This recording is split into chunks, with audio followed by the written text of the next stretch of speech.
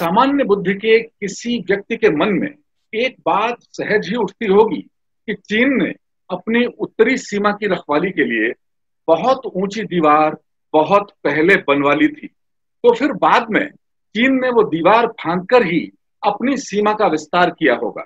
आज उस दीवार को विश्व का अजूबा माना जाता है और उसका नाम है the great wall of China, यानी चीन की दीवार।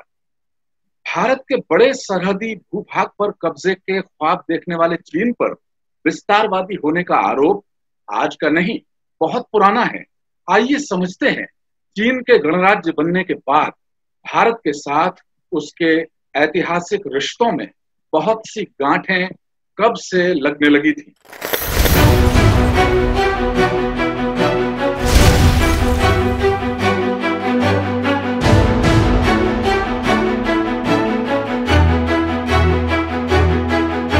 करीब 2,200 साल पहले हूणों के हमलों से परेशान चीन अब भारत पर हमलावर है। उस समय तो सम्राट शी हुआंगती ने चीन की दीवार बनवा ली थी, लेकिन अब अपना वो अतीत भूलकर चीनी सैनिक अगर धोखे से खूनी वार करते रहेंगे तो उन्हें याद रखना चाहिए कि भारत भी चीन के साथ करीब 2000 साल पुराने सांस्कृतिक और व्यापारिक संबंधों को पूरी तरह भुलाकर करारा जवाब देने में सक्षम है। भारत शांति चाहता है, लेकिन भारत उकसाने पर हर हाल में यथोचित जवाब देने में सक्षम है। भारत अंग्रेजों के चंगुल से 15 अगस्त 1947 को आजाद हुआ, लेकिन चीन में जनवरी 1912 में ही गणतंत्र स्थापित हो गया था और वर्ष 1949 में कम्युनिस्ट पार्टी की अगुवाई में चीन लोक गणराज्य बना। 1 अप्रैल 1950 को भारत ने चीन को राजनयिक मान्यता दे दी। इस तरह आज के चीन और भारत के राजनयिक संबंध 70 साल पुराने हैं।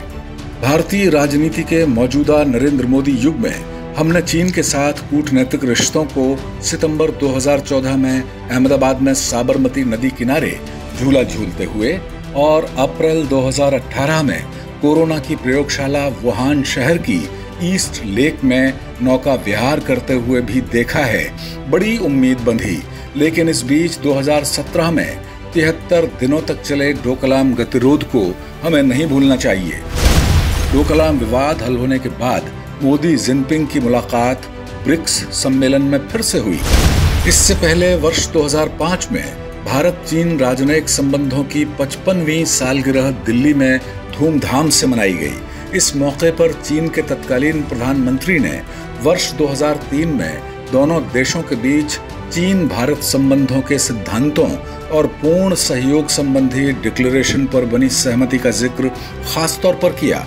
उन्होंने गर्मजोशी से कहा कि 2003 का संयुक्त घोषणा पत्र इस बात का प्रतीक है कि दोनों देशों के रिश्ते विकास के नए युग में पहुंच गए हैं। सवाल ये है कि गलवान घाटी में जो कुछ हुआ, क्या उसे नए युग की घटना कहा जा सकता है? आइए अब डालते हैं एक नजर चीन की पिछली धोखाधड़ियों पर।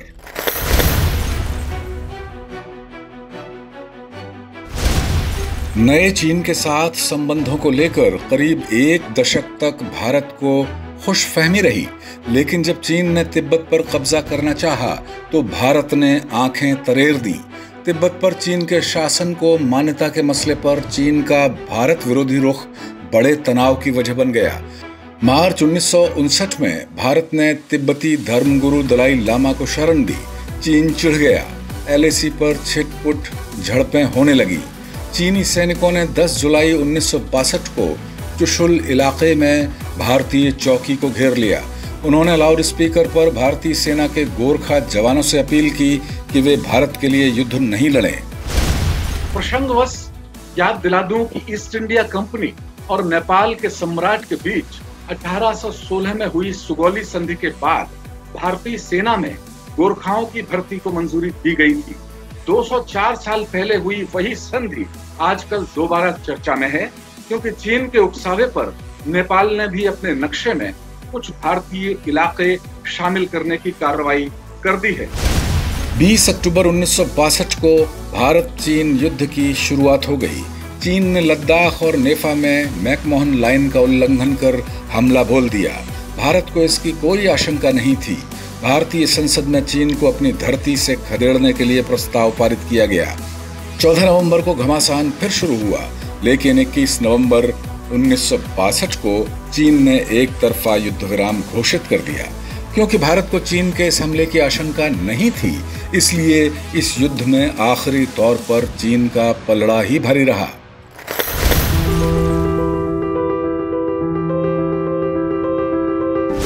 तिब्बती भाषा में ला का अर्थ होता है दर्रा। 1967 में भारत ने नाथुला से सेबुला तक कटीले तार खींचकर सीमा को चिन्हित करने की कोशिश की, तो चीन के सैनिक पहले हाथापाई पर उतरे और फिर भारी गोलीबारी शुरू कर दी।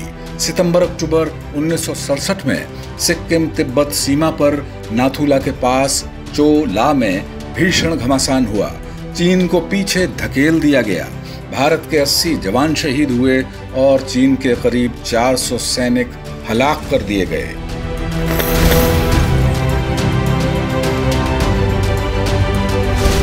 उन्नीस के अक्टूबर महीने में चीन के सैनिकों ने अरुणाचल प्रदेश के तुलुंग ला में गश्त लगा रहे असम राइफल्स के जवानों पर घात लगाकर हमला कर दिया। बिना उकसावे के किए गए इस हमले में भारत के 4 जवान शहीद हो गए। तब से लेकर LAC पर गोलीबारी की कोई कार्रवाई नहीं हुई है।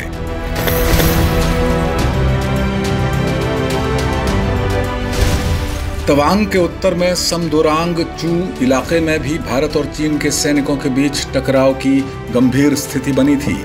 1985 में भारतीय फौज गर्मी के मौसम में अपनी सीमा में तैनात रही, लेकिन अगले वर्ष जब भारतीय सैनिक वहां पहुंचे तो पाया कि चीन के सैनिक वहां तंबू गाड़ चुके हैं। तब भारतीय सेना ने ऑपरेशन फाल्कन चलाकर 1987 में हालात पर नियंत्रण पाया।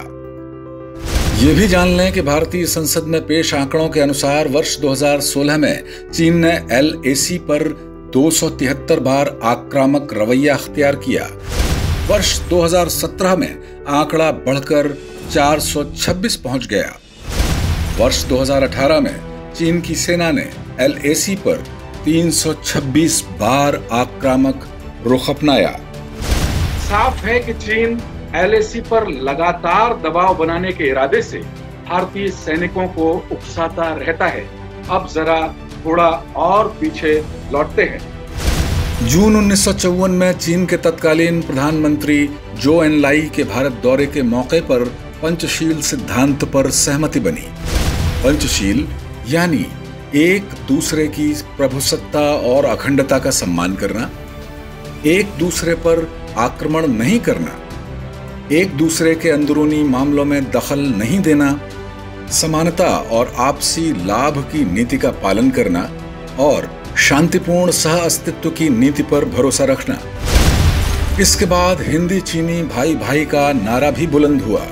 तत्कालीन दुनिया में तारीफें बटोरने वाला पंचशील का ये सिद्धांत और हिंदी चीनी भाई भाई का नारा 1962 की जंग की भेंट चढ़ गया। इसके बाद भी दोनों देशों के बीच बहुत से समझौते हुए। दोनों देशों के नेताओं के इधर उधर गर्मजोशी से भरे दिखाई देने वाले बहुत से दौरे हुए, लेकिन चीन हमेशा भारत की पीठ पर वार ही करता रहा है। चीन को याद रखना चाहिए कि एक समय था जब महात्मा गांधी, जवाहरलाल नेहरू और गुरुदेव रविंद्रनाथ टैगोर ने जापान के विरोध में चीनी संघर्ष का समर्थन किया था। जापान के साथ एक शांति समझौते पर भारत ने इसलिए दस्तखत नहीं किए क्योंकि चीन को सम्मेलन में बुलाया नहीं गया था। चीन से दोस्ती के मिथ्या भ्रम की वजह से भारत ने संयुक्त राष्ट्र सुरक्षा परिषद की स्थायी सदस्यता समेत बहुत से मौके गंवाए हैं। आज तो चीन के डीएनए में अहंकार की दीवार इतनी ऊंची है कि करीब 20 देशों के साथ उसने किसी न किसी मसले पर सीधा झगड़ा मोल ले रखा है। 1989 में यानी 31 साल पहले ही हम देख चुके हैं कि चीन में लोकतंत्र के पक्ष में आवाजों की चिंगारियां बड़े पैमाने पर सुलग रही हैं। तब तो चीन ने राजधानी पेइचिंग के थिएनयानमेन चौक पर सेना की मदद से 10,000 से ज्यादा लोकतंत्र समर्थक चीनी युवाओं को लाशों में बदल दिया था। टॉस का मानना है कि कोरोना काल के बाद चीन ने लोकतंत्र की चिंगारियों पर पड़ी राख फिर से साफ होगी और कम्युनिस्ट पार्टी का गुरूर उनकी तपिश बड़ी शिद्दत से महसूस करेगा। चीन की चालों से निपटने के लिए भारत को उसकी ही सोच के अनुरूप काम करते हुए वन चाइना के उसके दबदबे को पूरी तरह चटकाना होगा।